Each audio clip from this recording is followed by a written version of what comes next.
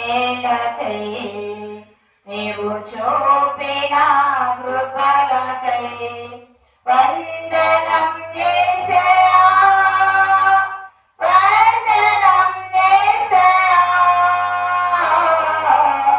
వందనం యేసయ్యా, వందనం యేసయ్యా, వందనం యేసయ్యా, వందనం యేసయ్యా, వందనం యేసయ్యా, వందనం యేసయ్యా.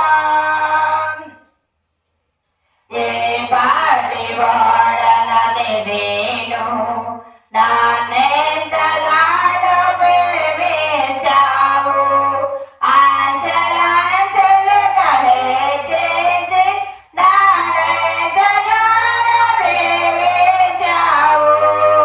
ఏ పాటి వాడనని నేను నాన్నెంతగానో ప్రేమించావు, ఆంచలాంచలుగా హెచ్చించి నాన్నెంతగానో ప్రేమించావు. వందనం యేసయ్యా, వందనం యేసయ్యా, వందనం యేసయ్యా, వందనం యేసయ్యా.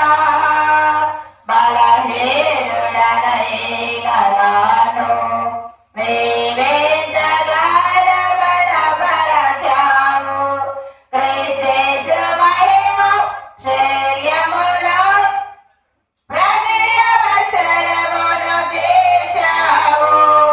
బలహీనుడనైనాను నీవెంతగానో బలపరచావు, క్రీస్తు మహిమ శౌర్యములో ప్రతి అవసరమును తీర్చావు. వందనం యేసయ్యా, వందనం యేసయ్యా, వందనం యేసయ్యా, వందనం యేసయ్యా. నీవు చేసిన వేళకై నీవు చూపిన కృపలకై, నీవు చేసిన వేళకై నీవు చూపిన కృపలకై. హల్లెలూయా. ప్రతివచనమా ఇప్పటి వరకు పాటలు పాడుకొని ప్రభుని గణపరిచే గనుక వాక్య పరిచయంలో నుండి శ్రేష్టమైన దీవెనకరమైన వాక్యాన్ని మనం ధ్యానం చేసుకుందాం. మరి ప్రార్థన చేసుకుని వాక్య పరిచయంలోకి వెళ్దాం. ప్రేమ నమ్మకమైన తండ్రి, ప్రేమప్రియుడ, శివాధిపతి, జీవులకు కారణబుద్ధుడమైన మా యేసు రాజాని వందనాలు, స్తోత్రాలు, స్తోత్రాలు, స్తోత్రాలు నాయన. అయ్యా ఈ ఉదయకాల సమయంలో నీ పాద సన్నిధిలో అయ్యా ఈ పునరుద్ధాన పండుగన ఈ పునరుద్ధాన ఆరాధనలు అంటే పాడి గణపరిచి మహిమపరచడానికి విధించిన కృపను బట్టి నీకు వందనాలు స్వామి. వాక్యం మీరు మాతో మాట్లాడండి అయ్యా. వాక్యపు వెలుగులో అనేక హృదయాలు దెబ్బరల్లా చేయండి. ప్రాణాత్మ దేహాలు నీ కొరకు మండుతూ ప్రకాశించగలిగే భాగ్య దండతను దయచేయమని యేసు శ్రేష్టమైన పరిశుద్ధ నామములో వేడుకొని ప్రార్థన చేయుచున్నాను తండ్రి, ఆమేన్. ప్రియదర్శనమా దైవ లేఖనంలో నుండి చాలా అద్భుతమైన మాటలు మనం చదువుకుందాం. తిమోతికి రాసిన మొదటి పత్రిక 6వ అధ్యాయము 7వ వచనం చదువుకున్నట్లయితే చాలా అద్భుతమైన మాటలు రాయబడి ఉన్నాయి. చాలా శ్రేష్టమైన మాటలు. దైవభక్తి గొప్ప లాభసాధనమై ఉన్నది. మనము ఈ లోకములోనికి ఏమీ తేలేదు, దీనిలో నుండి ఏమీ తీసుకొని పోలేము. అనవసరమైన గలవారమై ఉండి వాటితో తృప్తి పొందుదము. ధనవంతుల గుట్టుకు అపేక్షించేవారు శోధంలోను ఉరిలోను అవివేకయుక్తమైన హానికరమైన దురాశలో పడుదురు. ఇటు మనుషులు నష్టంలోను నాశనంలో ముంచెదరు. ఎందుకనగా ధనాపేక్ష సమస్తమైన కీడులకు మూలం. కొందరు దాన్ని ఆశించి విశ్వాసముల నుండి తొలగి నానా విధమైన బాధలో తమ తామే పొడుచుకుని. ఇప్పుడు ఎలా వచ్చారమ్మా, ఇక్కడ చాలా అద్భుతమైన లేఖన భాగాలు మనం చూస్తున్నాం. ఇక్కడ జ్ఞాపకం చేసుకుంటే మనం ఈ లోకంలోనికి ఏమీ తేలేదు, ఏమీ తీసుకొని పోలేము. ఇది సత్యం, ఇది వాస్తవం. దైవ గ్రంథం చెప్పినట్లుగా మన తల్లి గర్భంలో నుండి వచ్చేటప్పుడు ఏమీ తీసుకురాలేదు. తల్లి గర్భంలో నుండి వచ్చేటప్పుడు ఏమీ తీసుకురాకపోవటము మనం చూస్తూ ఉంటాం. చండి బిడ్డలుగా కన్నా బిడ్డలు ఏమైనా తీసుకుని వస్తారా? ఆ తల్లి గర్భంలో నుండి ఏమీ తీసుకురాలేదు, పోయేటప్పుడు కూడా ఏమీ తీసుకొని పోలేము. అప్పుడు ఈ సోదరి ఇక్కడ చాలా అద్భుతమైన మాటలు, చాలా విలువైన మాటలు మనకు తెలియజేస్తున్నాడు. ఈ లోకంలో మనం ఏమి తీసుకొని పోలేమనే సత్యాన్ని కూడా మనం ఎరుగుదాం. మనకు ఆస్తులు, అంతస్తులు, మేడమిద్దులు, అనేకమైన ఔషధం మనకు కలిగి ఉండవచ్చు, కానీ వీటిలో ఏది కూడా మనం తీసుకొని పోలేము. ఇక్కడ చాలా చాలా ఉన్నతమైన ధనవంతులు ఉండొచ్చు, ఔషధవంతులు ఉండొచ్చు, చాలా మేడమిద్దులు గలవారు, గొప్పవారు ఉండవచ్చు, కానీ ఎవరైనా పేదవాడైనా, ధనికుడైనా, దరిద్రుడైనా, బలహీనుడైనా మరి గమనించండి, ఏమి తీసుకొని పోలేమని సత్యాన్ని మనం వెలుగుతాం. నా ప్రియ సోదరి, చాలా అద్భుతమైన మాటలు మనం చూస్తే, కాగా అన్నవసరము గలవారమై ఉండి వాటితో తృప్తి పొందదము. దేవునికి స్తోత్రం. ఈ లోకంలో బ్రతుకుతున్న మన జీవితాల్లో మనకేం కావాలి అని అంటే అన్న వస్త్రాలు కావాలి, అన్నం కావాలి, ఆ వస్త్రాలు కావాలి, వాటితో మనం తృప్తి పొందాలి. నా ప్రియ సోదరి, ఒకసారి ఆలోచించండి. అనవసరాల కన్నా ఇంకా ఏదన్నా ఆశించి, ఏదన్నా కోరుకొని లోకంలో నువ్వు భోగభోగ్యాల కొరకు, లేకపోతే లోక సంపద కొరకు, లోకంలో ధనం కొరకు, లోకంలో ఉన్న వాడి కొరకు పరిగెత్తితే ఎంత భయంకరమైన పరిస్థితులతో కింద వాక్యాలు మనం చూస్తాం. ఇక్కడ జ్ఞాపకం చేసుకుంటే అన్నవసరాలు గలవారై వాటితో తృప్తి పొందాం. మనకి కావాల్సింది ఏంటి? లోకంలో గమనించండి, కూడు గుడ్డ నీడంటే సరిపోతుంది. ఈ లోకంలో మనము 3 కలిగి ఉండాలి: అన్నం, వస్త్రాలు, గృహం కలిగి ఉండాలి. ఈ గృహాన్ని 3 కలిగి ఉన్నప్పుడు మనము సంతోషంగా, సంతృప్తిగా మనం బ్రతకగలుగుతాం. గమనించండి, ఆకలి బాధతో మనం బాధపడకూడదు, వస్త్రహీనతో మనం బాధపడకూడదు, గృహం లేక మనం ఇబ్బంది పడకూడదు. నా ప్రియ సోదరి, దేవుడి వాక్యం నీతోనే మాట్లాడుచుంది. అన్న వస్త్రాలు గల వారు వాటికి తృప్తి పొందాలి. ఎంతమంది తృప్తిగా ఉన్నారు? ఎంతమంది తృప్తి పొందుతున్నారు? ఈ రోజున ఒక వస్తువు ఇంట్లో కొన్నామంటే ఇంకో సంవత్సరం ఇంకో వస్తువు కొనుక్కోవాలనుకుంటా. ఇంకా ఈ రోజున ఒక మంచి, గమనించండి, బెడ్ కొనుక్కున్నామంటే ఆ బెడ్ మీద ఇంకొక బెడ్ కావాలని ఆశపడతాం. గమనించండి, ఒక్క వస్తువుతో ఇంట్లో మనము సంతృప్తి నందు అవి కావాలి, ఇవి కావాలని ఇంట్లో ఫర్నిచర్ అంతా కావాలని ఆశపడతాం. ఏది తక్కువ ఉండకూడదని ఆశపడతాం. ఒకవేళ ఒక ఇల్లు ఉందనుకో, 2వ ఇల్లు కూడా కట్టుకోవాలి, మిద్ది మీద కట్టుకోవాలనుకుంటాం. గమనించండి నా ప్రియ సోదరి, మనకు పొలాలు ఉండొచ్చు, ఇల్లు ఉండొచ్చు, ఏదైనా ఉండొచ్చు. అవన్నీ కూడా మనము వచ్చేటప్పుడు తేలేదు, పోయేటప్పుడు తీసుకుని పోలేము. మనం ఏమిటితో తృప్తి పొందాలి లోకులు అంటే? అన్నము, వస్త్రము, గృహం కలిగి మనం ఉండాలి. వాటితో తృప్తి పొందాలి. దేవా, ఈ ఆహారం ఇచ్చినందుకై వందనాలు, ఈ వస్త్రం ఇచ్చినందుకై వందనాలు, ఈ గృహం ఇచ్చినందుకై వందనాలు అనే స్తోత్రము చెల్లించాలి. వాటికన్నా నిండగా నువ్వు ఆశపడితే నువ్వు ఎలా ఉంటావంటే చాలా మోసకరమైన బ్రతుకులు ఉన్నావని దేవుడి వాక్యము తెలియజేస్తుంది. ఇక్కడ జ్ఞాపకం చేసుకుంటే ధనవంతులకు ఆపేక్ష గలవారంట.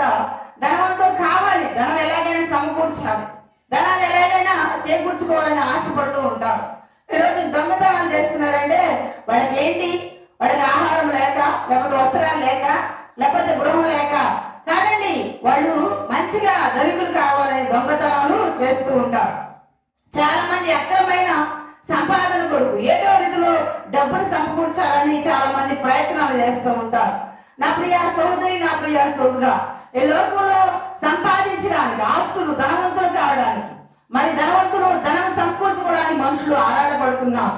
నా ప్రియ సోదరి, ఏదో ఒక రీతిగా మోసం చేసావు, ఏదో రీతిలో డబ్బును సమకూర్చుకొని ఉన్నతమైన శిఖరాలకు ఎక్కాలని మనుషులు ప్రయాస, పాత్ర, భయంకరమైన పరిస్థితిలో ఉన్నాడు. ఇక్కడ జ్ఞాపకం చేసుకుంటే చాలా అద్భుతమైన మాట, చాలా విలువైన మాట. ధనాపేక్ష గలవారు ఏమంట మరి శోధనలోను, శ్రమలో పడతారని దేవుడు వాక్యం తెలియజేస్తుంది. ధనాన్ని ఆపేక్షించుకోవాలి, ధనాన్ని చేకూర్చుకోవాలి. చాలా డబ్బు కావాలి, చాలా ధనం కావాలి, చాలా బంగారం కావాలి, చాలా గొప్ప కావాలని ఆశపడేవారు భయంకరమైన పరిస్థితుల్లో ఉంటారని దేవుడు వాక్యం తెలియజేస్తుంది. సత్యమండి. దొంగతనం చేసేవాడు క్షేమంగా ఉంటాడా? అక్రమంగా సంపాదించేవాడు క్షేమంగా ఉంటాడా? ఆస్తులు కూడబెట్టుకున్నవాడు క్షేమంగా ఉంటాడో? అది కుదరే పని. ఈ లోకంలో ధనం కావాలి, ధనం అవసరం. ఎంత బడికి దాన్ని వాడుకోవాలి అంత బడికే. దాని కొరకు పరిగెత్తి దాని కొరకు పాకులాడి జీవిస్తే దానివల్ల నష్టం జరుగుతుంది. ధనం అవసరం. ఎంతవరకు అవసరం?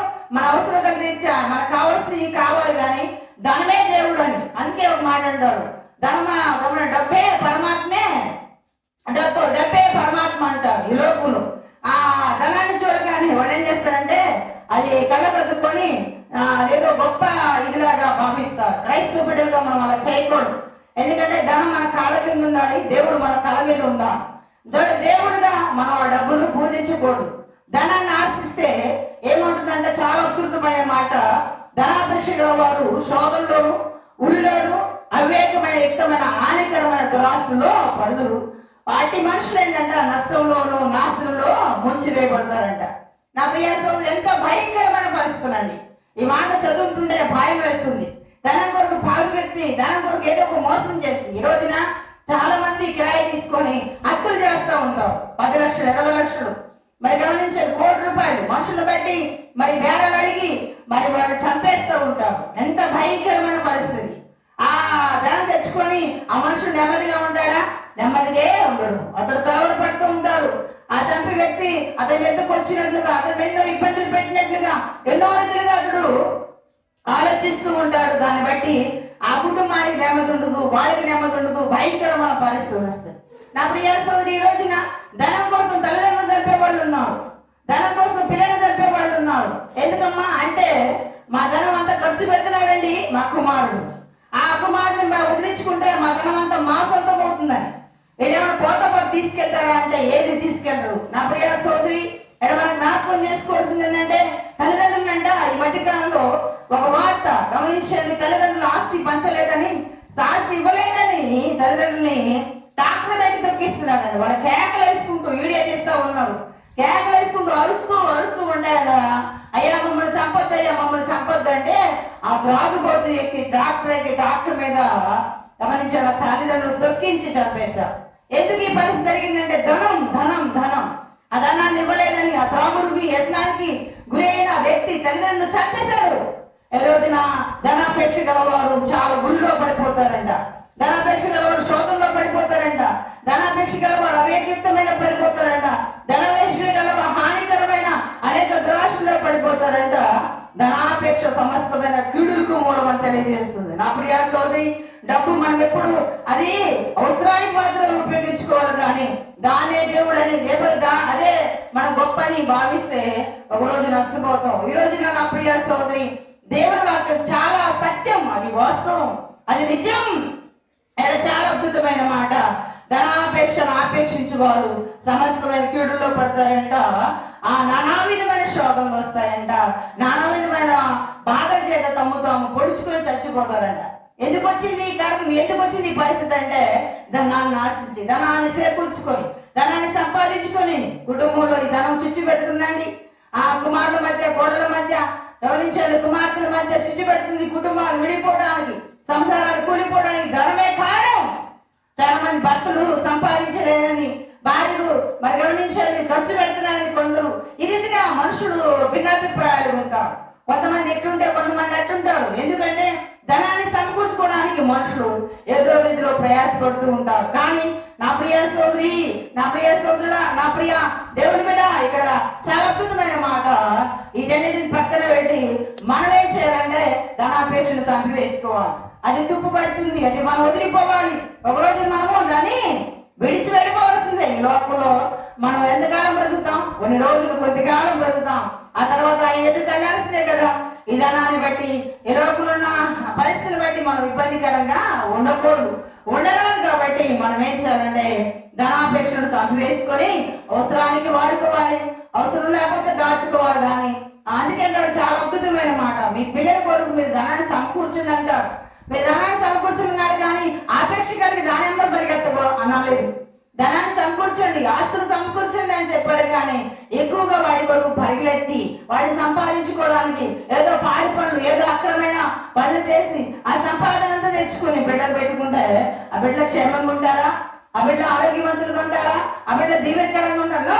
అలా ఉండదు. ఎందుకంటే పరమంతుల దేవుని వాక్యం సత్యం, అది సత్యవాక్యం. ఇది నిజం, ఇది నిజం. నా ప్రియ సహోదరి, మన జీవితాల్లో ఎలా ఉండాలంటే అవసరాన్ని బట్టే వాడుకోవాలి, అవసరాన్ని బట్టి వినియోగించుకోవాలి. కానీ భయంకరమైన ఆశ కలిగి, భయంకరమైన ఆకాంక్ష కలిగి ఒకడు సర్వలోకాన్ని సంపాదించుకొని తన ప్రాణం పోగొట్టుకు దేని ప్రయోజనం మన దేవుడు వాక్యం తెలియజేస్తుంది. గమనించాలి. ఒకడంట పొలాన్ని వేసుకున్నాడంట. పొలాన్ని చూడగానే ఒక ఆలోచన వచ్చిందంట. అయ్యో, ఈ ప్రతి సంవత్సరం పంట కన్నా 700 అధికం పండింది అనుకున్నాడంట. నా ప్రాణమా తిను త్రాగు, ఎన్ని సంవత్సరాలు తిన్నా తరగని దాన్ని నీ కోసం ఉంచానని అతడు చాలా సంబరపడుతూ ఉన్నాడంట. సంబరపడుతుంటే పరమందున దేవుడు చూసి అంటాడు, ఎరివాడా, ఈ రాత్రి నీ ప్రాణములను తీసుకుంటున్నా. ఇదంతా ఏమవుతుంది? ఏమైపోతుందండి? ఎందుకంటే ఇంత ఆరాటం, ఎందుకంటే ఇంత పోరాటం? ఉన్న వాటిలోనే సంతోషం కలిగి పిల్లలతో, భార్యతో, లేకపోతే భర్తతో, నా ఇరుగు వారితో, పొరుగు వారితో, సంఘం సభ్యులతో అనేక విధంగా ఐక్యత, ప్రేమ కలిగి ఉంటే ఎంత బాగుంటుంది. అలా కాకుండా ధనాన్ని చూసుకున్నాడు, ఆస్తులు చూసుకున్నాడు, తన ప్రాణంతో తను చెప్పుకుంటున్నాడు. ఆఖరికి అది అనుభవించుకున్నాను అతడు చనిపోయాడు. నా ప్రియ సోదరి, అందుకే అంటాడు చాలా భయంకరమైన పరిస్థితి వస్తుంది కనుక దైవజనుడా, నీవైతే వీటిని విసర్జించి నీతిని, భక్తిని, విశ్వాసాన్ని, ప్రేమను, ఓర్పును, మరి సాత్వికాన్ని ధరించుకోము, సాత్వికాన్ని సంపాదించుకోము. దేవుని బిడ్డ ఏం సంపాదించుకోవాలంటే దైవజనుడుగా ఇక్కడ చాలా అద్భుతమైన మాట 11వ వచనం అంటాడు, దైవజనుడా నీవైతే వీటిని విసర్జించు. వీటన్నిటిని విసర్జించాలి. ఇవి అక్కడికి రావు, ఇవి తీసుకొని పోలేం. కాబట్టి వీటిని విసర్జించి నీతిని, భక్తిని, విశ్వాసాన్ని, ప్రేమను, ఓర్పును, మరి సాత్వికమును సంపాదించుకోవడం ప్రయాసపడాలి. మన ప్రభు పిల్లలుగా మన లోకస్తులు జీవించకూడదు. ఎలా ఉండాలంట? ప్రేమను సంపాదించుకోవాలి, ఓర్పును సంపాదించుకోవాలి, సాత్వికాన్ని సంపాదించుకోవాలి, విశ్వాసాన్ని సంపాదించుకోవాలి. ఈ సంపాదించుకుంటే పరముందున్న దేవుడు నీకోసం ధాన్యం, నీకోసం ధనగంటలు ఉంచాడు, అవి నువ్వు పొందుకుంటావు. ఈ లోపల ధనం కోసం పరిగెత్తే దేవుని రాజ్యం నువ్వు పోలేవు. ఒక ధనవంతుడు వచ్చి యేసు ప్రభువు దగ్గర మాట్లాడుతున్నాడు. ఏమన్నాడు తెలుసా? చాలా అద్భుతమైన మాట, చాలా దీవెనకరమైన మాట. అయ్యా, నేను నిత్య రాజ్యాన్ని సంపాదించుకుని నేనేం చేయాలంటే నీకున్న ధనం అంతా పేదలకు ఇచ్చి నన్ను వెంబడించమంటే అతడు ఏం చేశాడు తెలుసా? మొగాన్ని చిన్నబుచ్చుకొని ఆ రాజ్యాన్ని పోగొట్టుకున్నాడు. నా ప్రియ సోదరి, ఈ రోజున మన జీవితంలో మనం ఎలా ఉన్నాం? దేవుడి పిల్లలుగా ఎంతవరకు ధనాన్ని మనం కావాలో అంతవరకు వాడుకోవాలి. మరి దోచుకోవడానికి అనేక రీతిలో ప్రయత్నం చేస్తే ఇక్కడ చాలా అద్భుతమైన మాటలు చెప్తున్నాడు. శోధనలో పడిపోతారు, ఊళ్ళో ఉంటారు, అవేకమైన హానికరమైన దురాశలో పడిపోతారు. అటు మనుషులు నాశనంలోకి వెళ్ళిపోతాడంట. వాటి వల్ల కీడొస్తుందంట, కుటుంబానికి పతనం వస్తుంది. అలాంటి పరిస్థితి రాకుండా ఉండాలంటే మనం దేవుడికి అర్పణ చేసుకొని దేవుడికి ప్రియమైన బిడ్డగా, దేవుడికి ఇష్టడుగా జీవించాలని ప్రభువైన యేసయ్య నామములో తెలియజేస్తూ ఈ లేఖన భాగాలు దేవుడు దీవించి ఆశీర్వదించును గాక. ప్రార్థన చేసుకుందాం. వచ్చిన వారందరి తల మంచి కలుముస్తున్న ప్రార్థన. మహాపరిశుద్ధుడు, మహోన్నతుడు, సర్వోన్నతుడు, సరస్సు సంపూర్ణుడమైన మా యేసు రాజా, నీకు వందనాలు, స్తోత్రాలు నాన్న. లేఖన భాగాల్లో నుండి శ్రేష్టమైన, అతి అమూల్యమైన, అతి విలువైన, అతి ఘనమైన లేఖన భాగాలు మాకు తెలియజేశారు. అందుకే వందనాలు, స్తోత్రాలయ్యా. అయ్యా ధనాపేక్ష సమస్తమైన కీడులకు మూలమని వాటిని విసర్జించమని, అయ్యా నీతిని, సాత్వికాన్ని, సద్గుణాలు సమకూర్చుకోమని మీ లేఖనాల ద్వారా మాకు తెలియజేస్తారయ్యా. సంతృప్తికరమైన భయభక్తి గొప్ప లాభమని కూడా మాకు తెలియజేస్తారు. మా జీవితాల్లో అయ్యా వీటిని సంపాదించుకోవడానికి సహాయం చేయి. లోకంలో ఒకరోజు గతించిపోతాయి, ఒకరోజు నశించిపోతావు, ఒకరోజు మా దగ్గర నుండి పోతాయి. నాయన నన్ను నమ్మదగిన దేవుడు నువ్వు ఉంటావని, ఈ రాజ్య వారసులుగా మేము ఉండాలని ఒక్కొక్క తీర్మానం కలిగి నీలో నిలిచి నీలో ఫలించే సహాయం చేయి. అద్భుతంగా మీరు మాతో మాట్లాడినందుకే వందనాలు, స్తోత్రాలు చెల్లిస్తూ మా ప్రియుడు, మా ప్రాణనాథుడైన యేసయ్య శ్రేష్టమైన నిలువైన ఘనమైన నామములో ప్రార్థించి వేడుకొనుచున్నాను తండ్రి. ఆమేన్. నా ప్రాణమా యెహోవాను సంధించుము, నా ఆత్మ సమస్త పరిశుద్ధాన్ని సంధించుము. నా ప్రాణమా యెహోవాను సంధించుము, ఆయన చేస్తున్న ప్రకారం దేనిని మరొకము. ఆమేన్. తండ్రి, కుమారుని పరిశుద్ధాత్మ సహవాసం ఎప్పుడు ఎల్లప్పుడు సదాకాలం మనందరికి తోడై ఉండును గాక. Amen. Amen. God bless you all. అందరికీ వందనాలు.